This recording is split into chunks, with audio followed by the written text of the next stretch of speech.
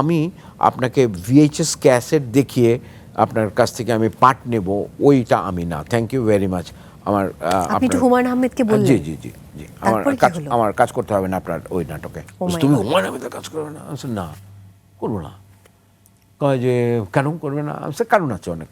হুমায়ুন আহমেদের ধারাবাহিক অয়ময়ে কাজ করার পথ তৈরি হয়েছিল, কিন্তু শেষ পর্যন্ত একটা ফোনালাপের কারণে সেটি আর সম্ভব হয়নি। হুমায়ুন সাহেব সম্পর্কে কোনো কথা বলতে গেলে খুব সমালোচিত হতে হয়, কিন্তু যারা সমালোচনা করে, যারা হুমায়ুন আহমেদের অনেক ভক্ত নিজেদেরকে দেখায় বা জাহির করে, ওরা কিন্তু হুমায়ুন আহমেদের কোনো ভালো বই পড়ে নাই।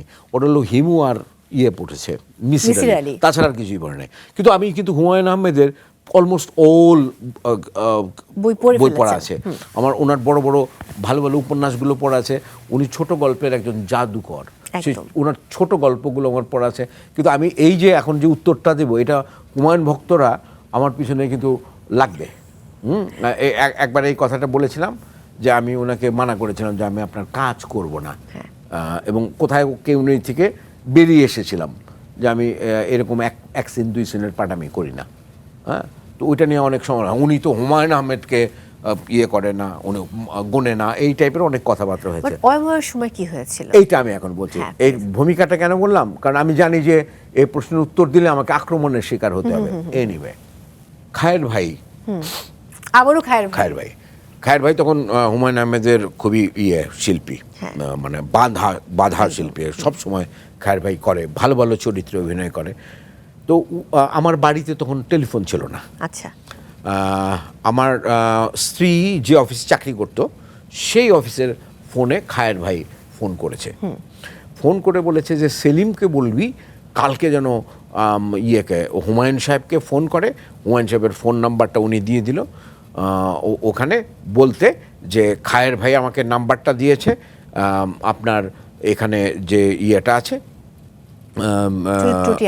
চরিত্রটি আছে, সেই ব্যাপারে আমার সঙ্গে কথা বলতে বলেছে আপনাকে। আমি বলছি আচ্ছা। তো আমি খায়ের বললাম যে তুই এটা কী প্রসঙ্গে বলতেছো, আমি তো কিছুই বুঝতেছি না। বলে যে অয়ময় নামে একটি নাটক হইতেছে, এখানে একটি পাগলের চরিত্র আছে, যে চরিত্রটা আমি, নূর, আমরা সবাই মিলে বলেছি যে তুই ভালো করতে পারবি, সেই জন্য তোর নামটা আমরা সাজেস্ট করেছি। হুমায়ুন সাহেব বলেছে যে উনি তো চিনতে পারছে না, সেই জন্যে কথা বলে নিতে। তার আগে কিন্তু আমি টেলিভিশনে অল্প অল্প দুই একটা নাটক করে ফেলেছি। জোনাকি জলে যেমন হয়ে গেছে, বা আরও মিথ নামে আতিকুল হক চৌধুরীর একটা প্রোডাকশন করেছি, এগুলো হয়েছে।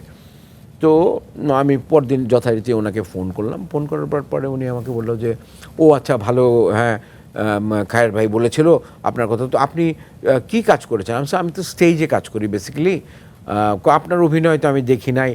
আমার অভিনয় দেখতে হলে তো আপনাকে স্টেজে আসতে হবে। কেন আপনি টেলিভিশনে কোনো কাজ করেন না? আমি করেছি।